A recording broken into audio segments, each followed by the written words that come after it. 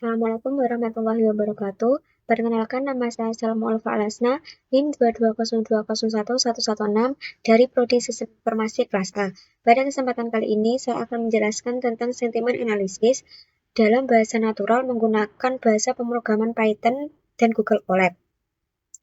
Dalam video ini, saya akan menjelaskan pengertian sentimen analisis, metode yang digunakan, kelebihan dan kekurangannya, tahapan proses sentimen analisis, serta penjelasan coding yang digunakan dalam Google Colab. Sebelumnya, yaitu sentimen analisis adalah salah satu teknik dalam natural language processing yang digunakan untuk menganalisis opini atau perasaan seseorang berdasarkan teks. Umumnya, sentimen analisis mengelompokkan teks ke dalam beberapa kategori, seperti sentimen positif, negatif, dan netral. Teknik ini sangat penting karena di era digital, banyak data berupa teks seperti komentar media sosial, ulasan produk, dan feedback pelanggan.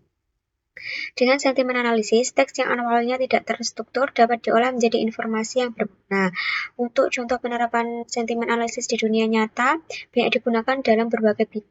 Di antaranya adalah analisis ulasan produk di e-commerce, yang kedua monitoring komentar media sosial, yang ketiga evaluasi kepuasan pelanggan, yang keempat analisis opini publik, yang kelima sistem pendukung keputusan.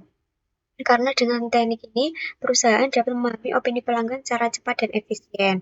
Untuk penjelasan metode yang digunakannya, dalam praktik ini saya menggunakan metode TF-IDF vectorizer dan naive Bayes klasifikasi. Metode ini dipilih karena sederhana, mudah dipahami, dan sering digunakan dalam sentimen analisis dasar. Jadi nanti saya akan menjelaskan codingannya berupa menggunakan metode TF-IDF dan naive Bayes.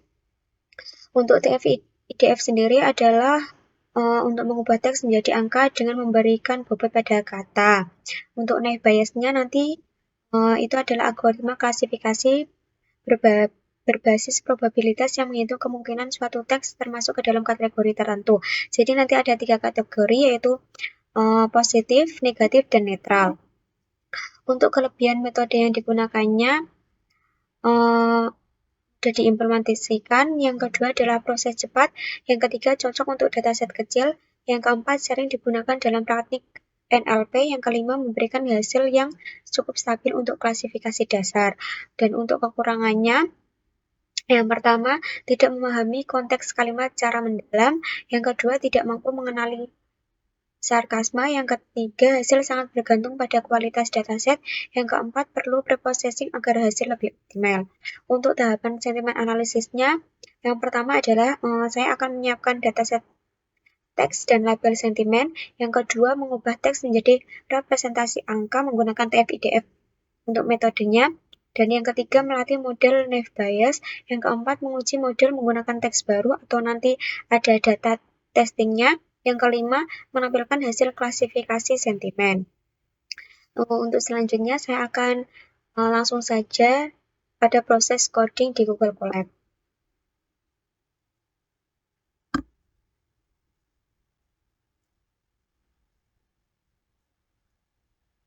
Di sini saya sudah menuliskan untuk codingannya. Yang pertama, import pandas aspd from aspirant feature extraction text import TF-IDF vectorizer. Ini sudah ada dataset untuk teks, untuk contoh teks positif, negatif, dan netral. Untuk labelnya juga ada positif, negatif, netral. Yang pertama ini saya mengimport library yang dibutuhkan untuk sentimen analisis. Di sini ada import pandas, skin feature extraction, TF-IDF vectorizer. Yang kedua naive Bayes dan paperline. Untuk selanjutnya, saya menyiapkan dataset yang terdiri dari sentimen positif, negatif, dan netral yang masing-masing label berjumlah 5 teks. Kemudian saya menggunakan yang ini TF-IDF untuk menangkap kata tunggal dan frasa sehingga model dapat membaca konteks dengan lebih baik. Setelah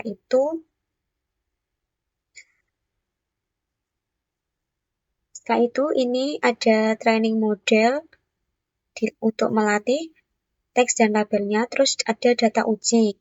Ini nanti akan diujikan dia termasuk kategori positif, negatif, apa netral. Selanjutnya hasil nanti akan ditampilkan. Dan ini ada hasilnya. Tadi ada 5 kalimat. Yang pertama, pelayanannya lambat dan sangat mengecewakan. Yang kedua, produk ini cukup bagus dan sesuai harga. Yang ketiga, saya puas dengan pelayanan yang diberikan. Yang keempat, kualitas produk tidak bagus dan mengecewakan. Yang kelima, pengalaman belanja saya biasa saja. Di sini sudah ada untuk teks prediksi sentimennya. Untuk pelayanan lambat dan sangat mengecewakan, dia masuk ke kategori negatif. Untuk kalimat produk ini cukup bagus dan sesuai harga, masuk ke label netral. Saya puas dengan pelayanan yang diberikan, masuk ke label positif. Untuk kualitas produk tidak bagus dan mengecewakan, masuk ke label negatif. Dan pengalaman belanja saya biasa saja, masuk ke label netral.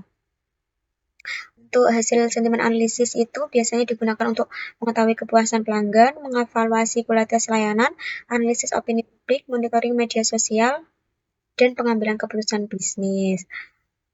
Demikian, sekian video tutorial praktikum sentimen analisis menggunakan metode TPDF dan naive Bayes. Kurang lebihnya mohon maaf. Saya akhiri. Assalamualaikum warahmatullahi wabarakatuh.